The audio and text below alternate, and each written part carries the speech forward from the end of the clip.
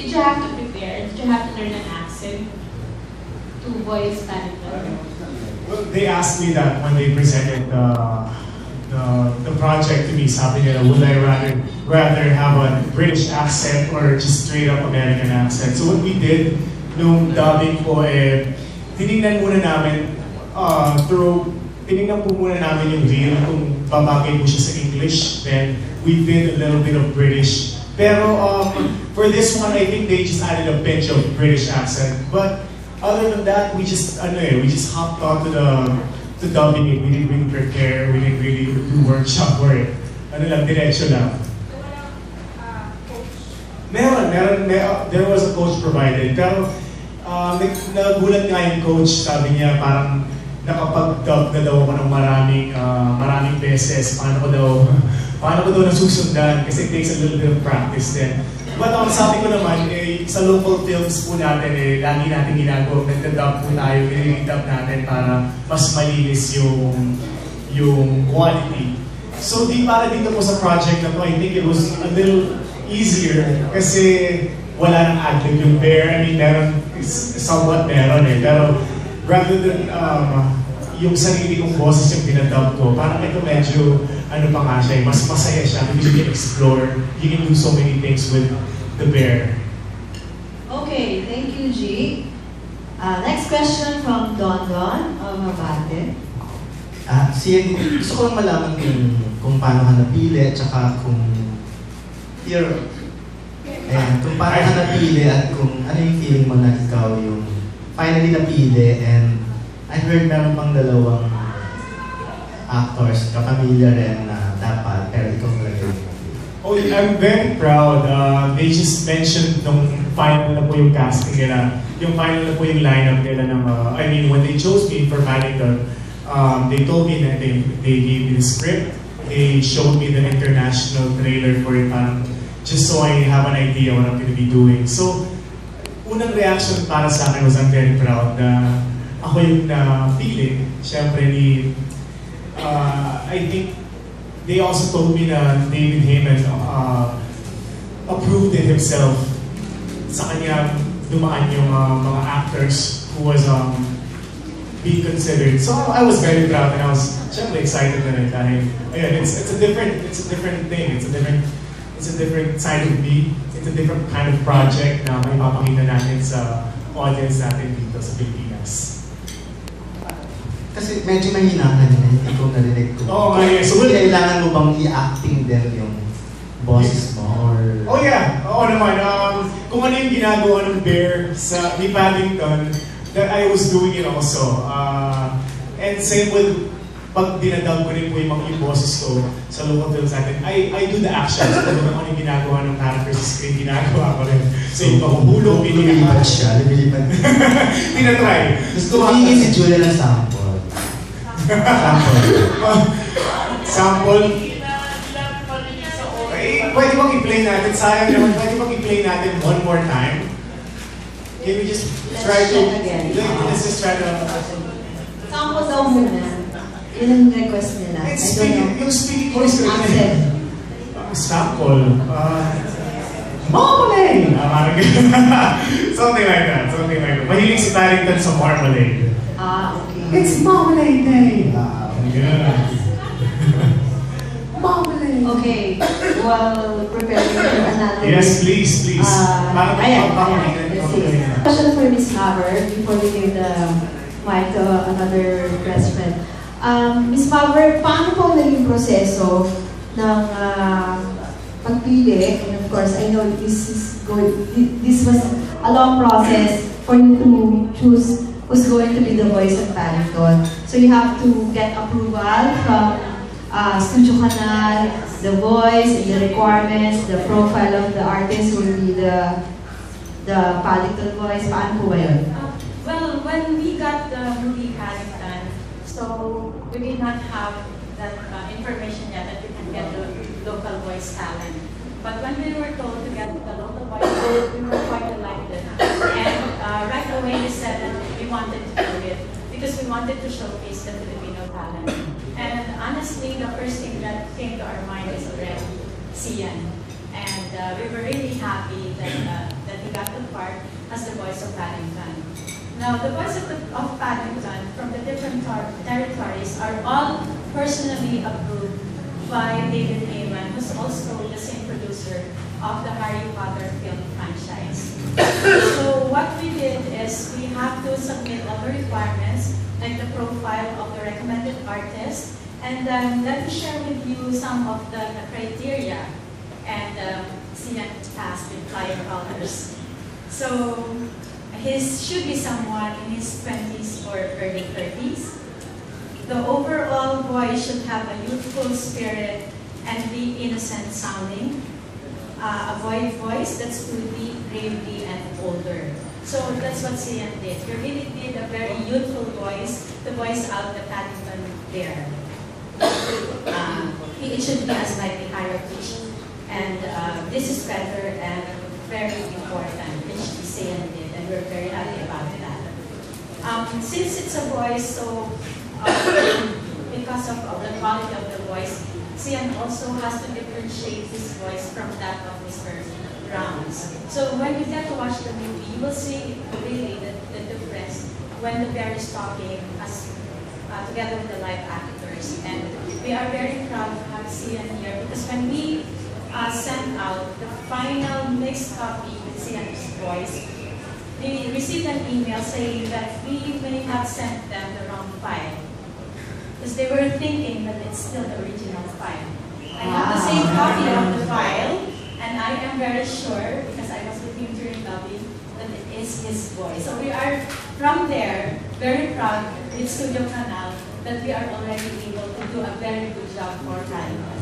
A round of applause for Sian. Thank you. And during the process of this matter, we watched it over and over again to make sure na pulidong-pulido, right? It's hindi namin pinalampas yung mga we did it over and over para perfect talaga yung voice ni Paddington. How about for this side? Are there any questions from the press? Hi. I'm Shirley. You have a question? Hi, I'm Shirley Chua from Business World. For Ms. Maver.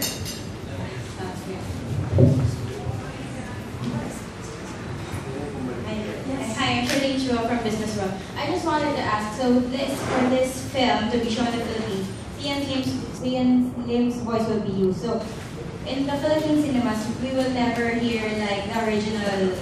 None at all. None at all. Sian is already the official, or declared by Studio Canal as the official voice of the Paddington Bear in the Philippines. Follow-up question. I just wanted also to ask if you know how many territories will have their own local Paddington voice. I don't have the number, but I'm very sure about France. But maybe because also they have to translate everything in French. So in other countries, maybe that's how they did it. But even us, that they got confused why we wanted to have a voice dubbed in English and all English movie, is because we already got the reward when they thought that they sent the wrong file. We have the talent there. Thank you very much. Okay, thank you, Shirley. Before I give the mic to Tessa, it's Tiffany of Rappler who's going to ask questions. Hi, I'm Tiffany from Rappler, and I'm going to ask Sian a question. So, this is your first time as a voice actor, yeah? Yes. So, how is it different from your usual roles, like on-screen acting versus session? Well, they explained to me right before I did the project.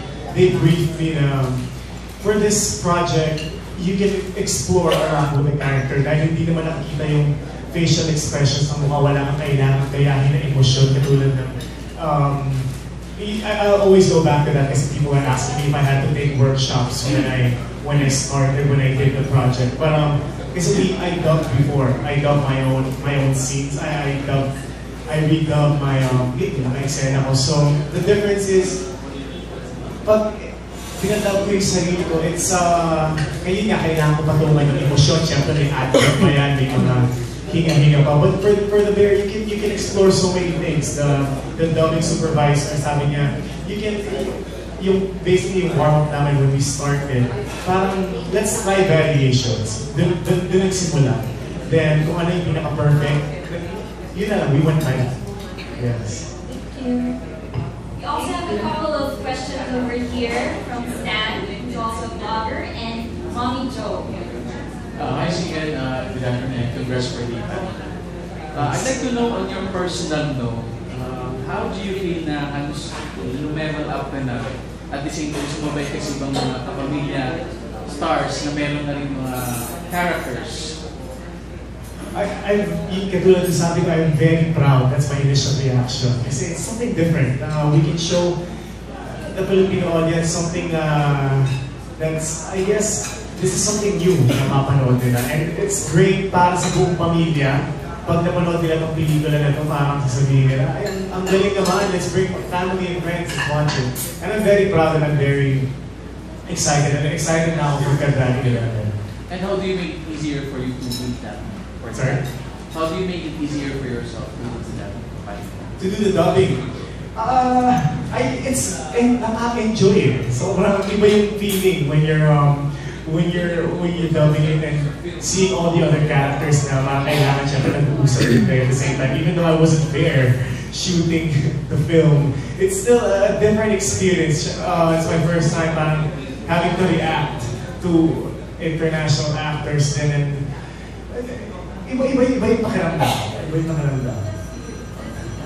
Have another question from Monster. Hello. Hi, congratulations. My question to you is, were there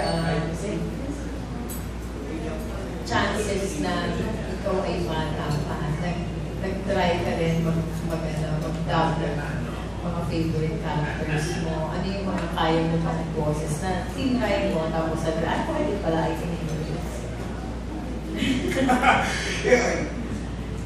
Nung bata pa ako,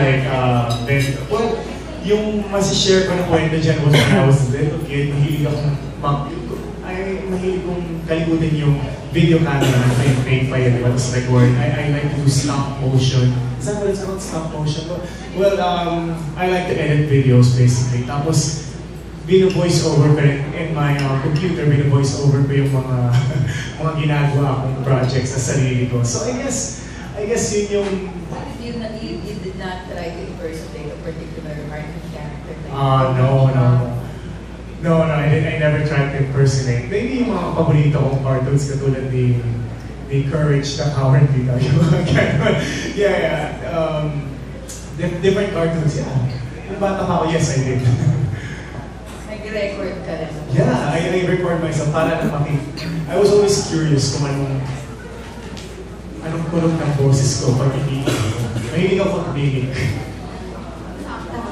My next question would be, when you heard about you being invited as the voice of Paddington, did you also ask why was there a conscious effort for Studio Canal and KD Films to get a local voice, samantalang yung kanilang mga Harry Potter series did not have to invite local talent voice? Hindi naman, I didn't really, mas nangibabaw yung, cool, kasi I used to watch Paddington when I was little. It's very famous sa UK, pero they also showed it sa other channels in the States. So, mas nangibabaw yung excitement ko dahil napapanood ko siyang kids show and now, gaganap ko siya. So, mas yun. Mas nangibabaw yung experience. Congratulations. Thank you. Okay, our next question is from Tessa. Hi, good afternoon, Ms. Maurer. Hello. The audio wasn't so good earlier. I don't know if you've actually answered this question, but I just wanted to know if Studio Canal has actually done this before for any other movies, and if they did prove that including a local talent for a film such as this does bring in a bigger audience to the cinema.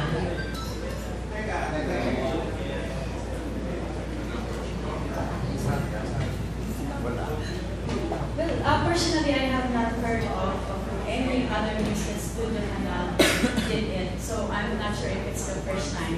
But when we were doing this, and I've been asking people around, I think it's the first time here in the Philippines that we have had such a talent to be included in this big international production company, for them to approve a talent and be included in the movie. Because even if they say, or even if they have done it before, but this is just our second year and we had the opportunity to do so. I don't think we will have this event or even have Sian with us if he did not do a very good job. Because they needed to protect the movie. It's not just for anything that, hey, you can get your own voice talent wherever you are and then bring in the box office. It's not that. So as far as having a voice, a different voice for each of the territory, I think it's because it's the bear. No one can see the bear. So anyone can voice the bear. So why not tap a local talent? And for this, we are really crossing our fingers, hoping that this opportunity can open doors for other talents to do so and be part of an international production company, even just a starting point, to show that we have the talent. Because the movie is now like gaining success worldwide. We hope to follow in the footsteps of Paddington. Because Studio Canal is very happy right now with all the things that we are doing here in the Philippines. They are very impressed, they are very amazed already. So we would like to continue the momentum. Yes, just as a follow-up question, which other countries have done this for I'm Paddington? just sure about France, but I know that there are other countries that just don't have the list because even before we got the approval for Sian, they have already done their own dubbing in the different countries. And those are all approved by David Gaiman. They cannot proceed without doing so. Okay, thank you. Next question.